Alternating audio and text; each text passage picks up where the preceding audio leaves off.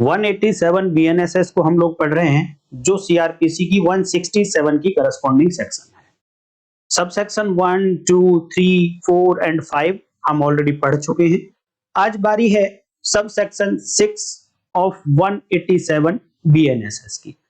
देखिए, ये जो सब सेक्शन 6 है 187 बीएनएसएस में, ये सब सेक्शन 2 कैपिटल ए हुआ करती थी 167 सीआरपीसी में।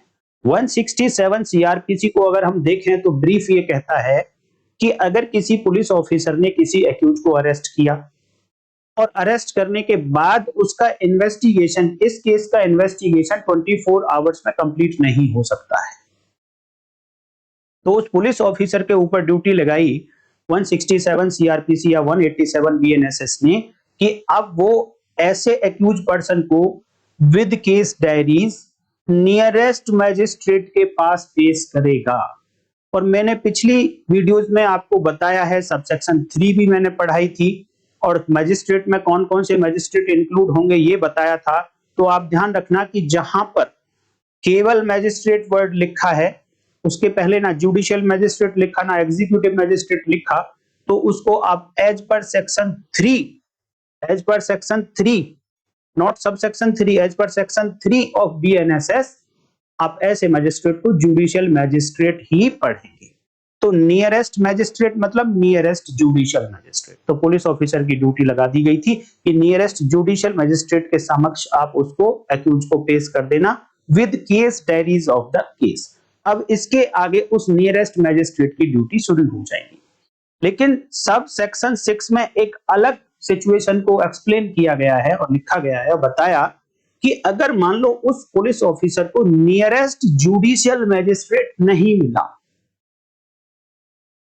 तो क्या वो police officer nearest executive magistrate के समक्ष ऐसे एक्यूज पर्सन को विद केस डायरी प्रोड्यूस कर सकता है for further detention in the custody में आगे उसको रखने के लिए। इसी क्वेश्चन का जवाब देती है सब सेक्शन 6। मैं पिक्चराइज करना चाहूंगा इस सिचुएशन को।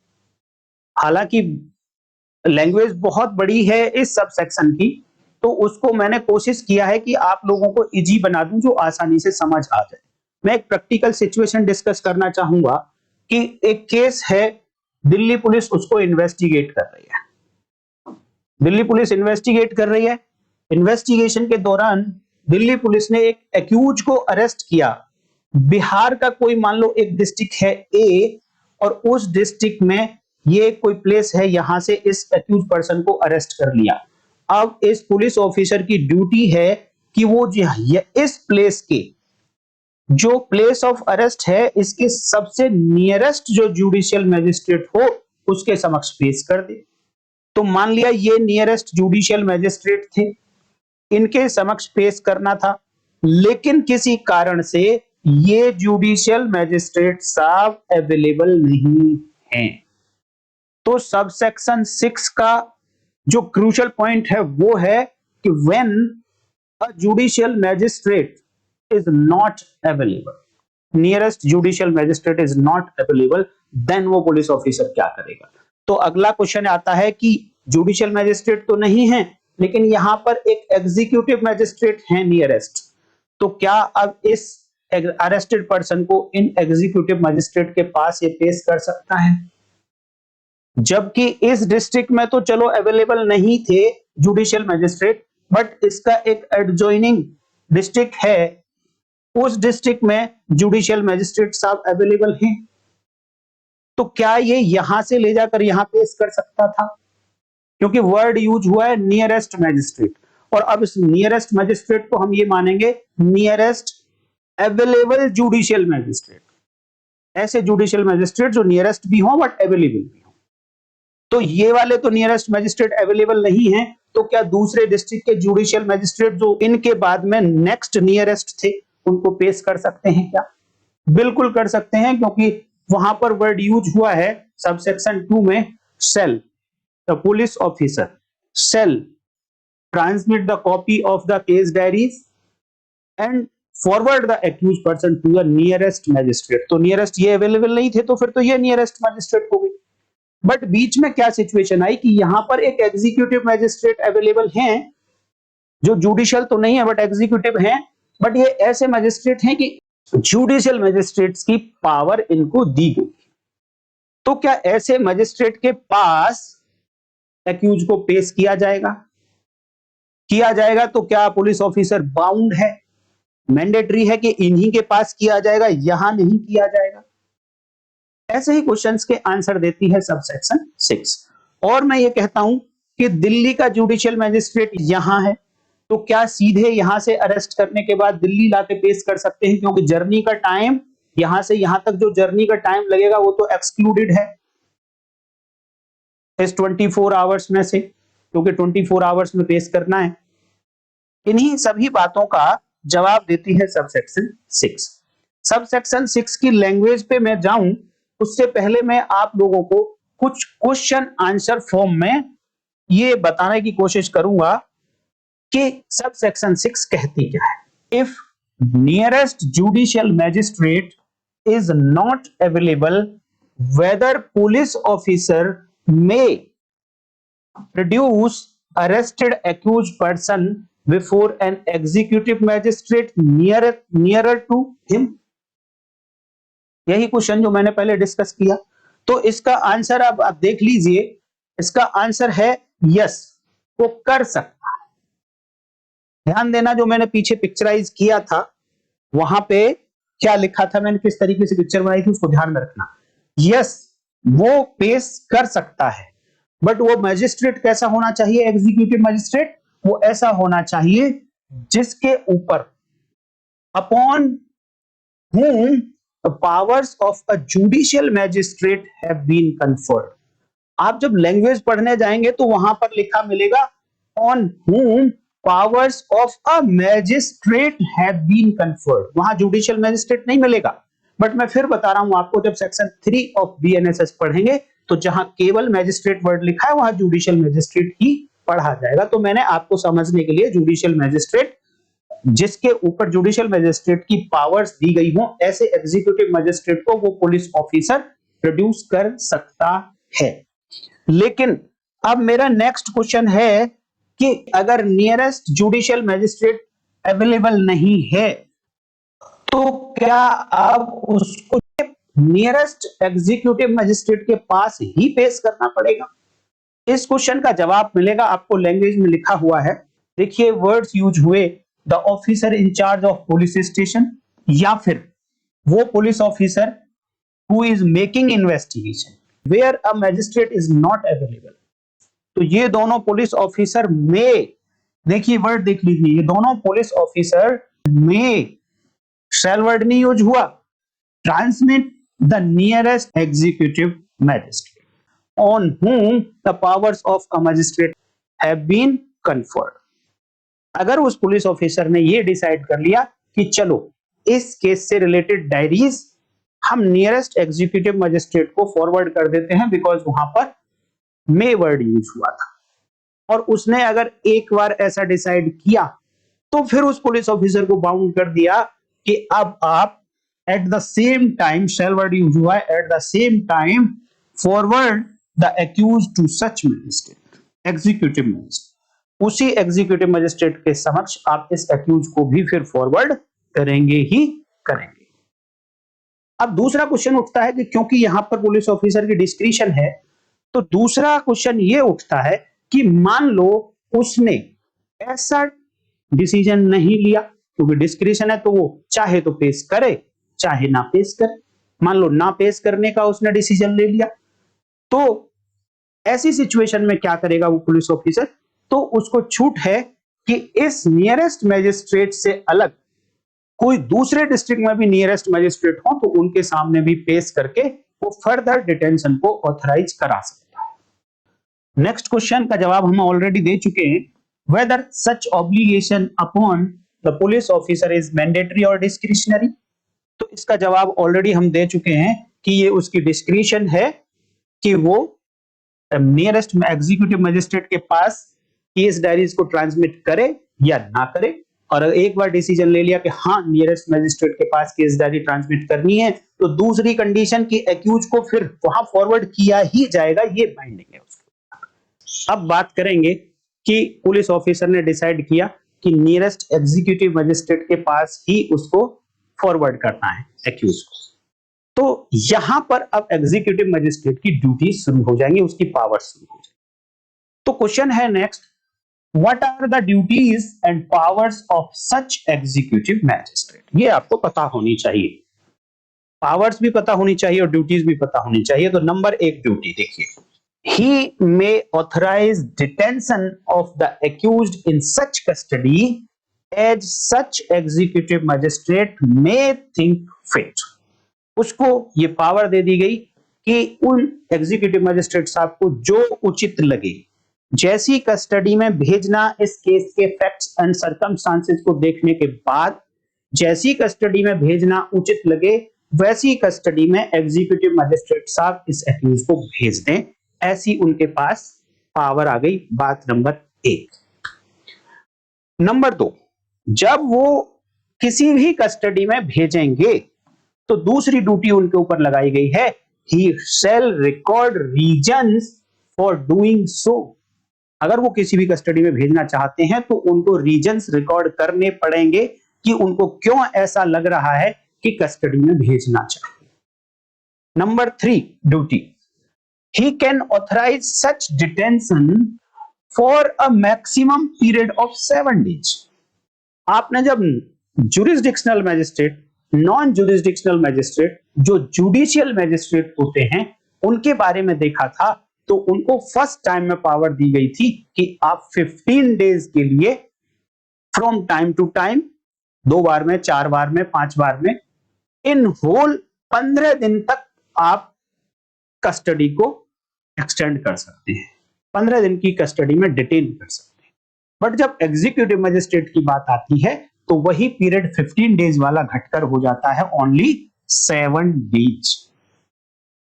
तो वो अपनी पावर को याद रखेंगे एग्जीक्यूटिव मजिस्ट्रेट साहब कि वो केवल 7 डेज मैक्सिमम है पीरियड जो वो डिटेंशन कर सकते हैं किसी भी कस्टडी में, आइदर इन जुडिशियल कस्टडी और इन पुलिस कस्टडी।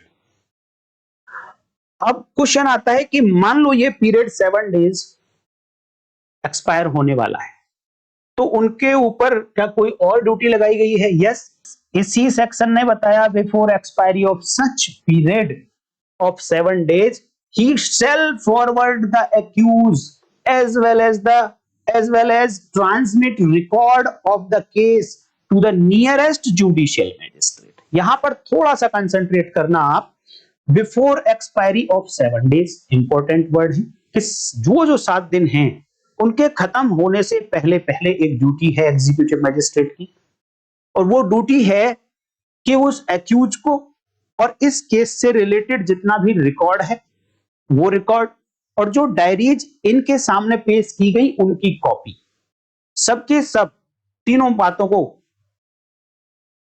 कहां फॉरवर्ड करेगा? क्या जुरिस्डिक्शनल मैजिस्ट्रेट के पास फॉरवर्ड करने के लिए बाउंड है? नहीं। आप लैंग्वेज पढ़ना, वहां वर्ड यूज हुआ, फॉरवर्ड तो करेंगे but to the nearest judicial magistrate. उनके यहां पे भी जो नियरेस्ट जुडिशियल मैजिस्ट्रेट हो उसके पास फॉरवर्ड कर देंगे। जुरिस्डिक्शनल मैजिस्ट्रेट, जो कंसर्न्ड मैजिस्ट्रेट है, वहां फॉरवर्ड करने की ड्यूटी इनकी नहीं। लॉ को बड़ा सिस्टमैटिक लिखा जाता है। अभी बात हुई बिफोर एक्सपायरी ऑफ 7 डेज, अब बात होगी after expiry of 7 days.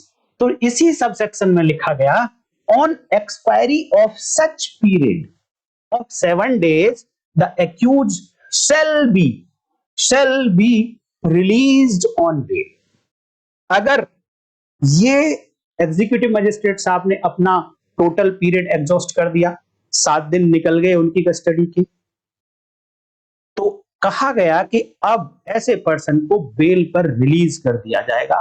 But एक कंडीशन है कि जब उसे बेल पर रिलीज नहीं किया जाएगा। एक्सेप्शन दिया इस बात का, लिखा except where an order for further detention of accused person has been made by a magistrate competent to make such order।